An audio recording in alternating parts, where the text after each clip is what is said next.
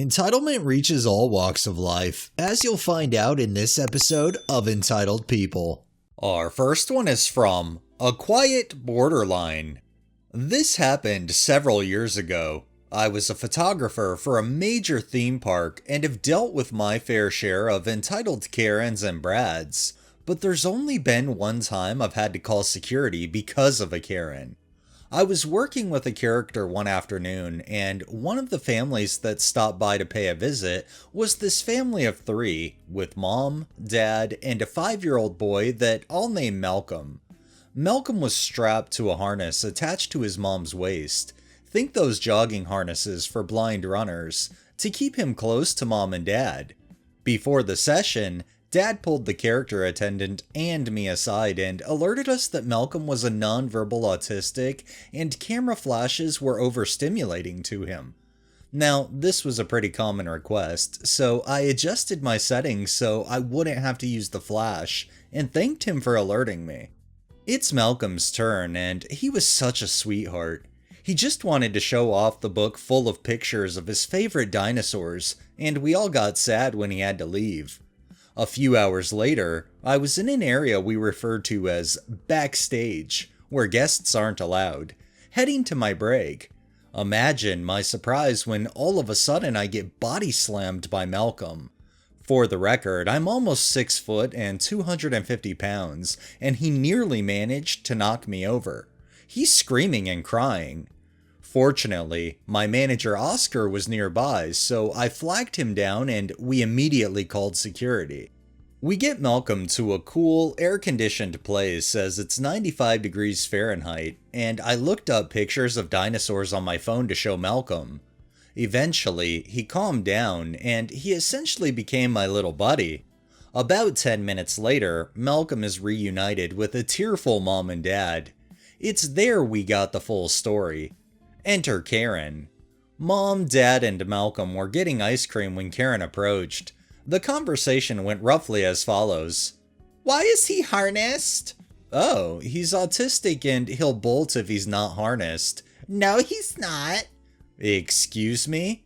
"You're just a bad parent. My grandson knows better than to stray from me, and he's about the same age."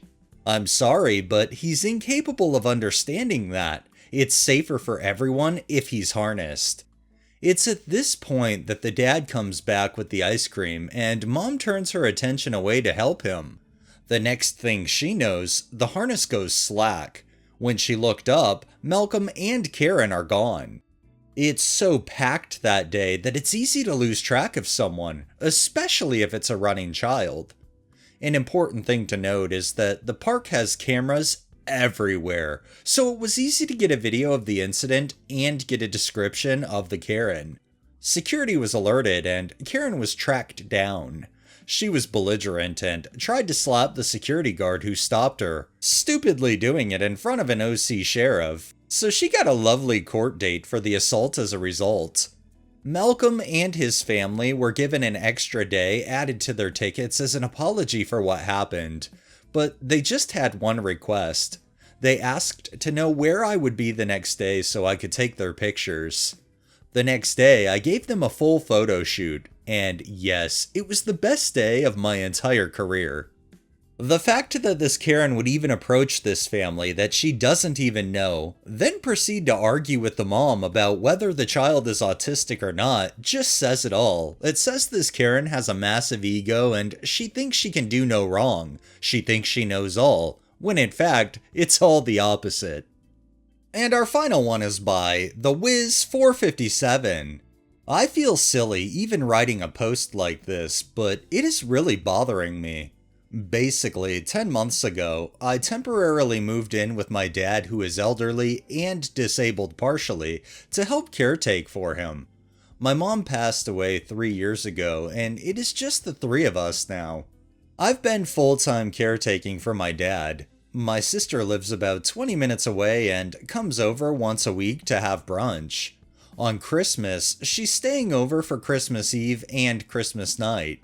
Basically, the setup of the house, there's my childhood bedroom, her childhood bedroom, the guest bedroom, and the main bedroom.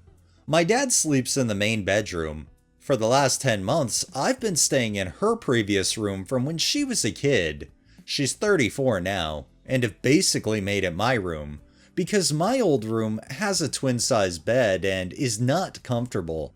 Her old room is a queen bed and is much more comfortable for me, especially because I've been living here for almost a year. Recently I was having back issues and I bought a new box spring for that bed. Since then it has been better. Every single time she has ever stayed there in the past, she's always preferred to stay downstairs in the living room, on the couch, because the TV's there and she is comfortable doing that.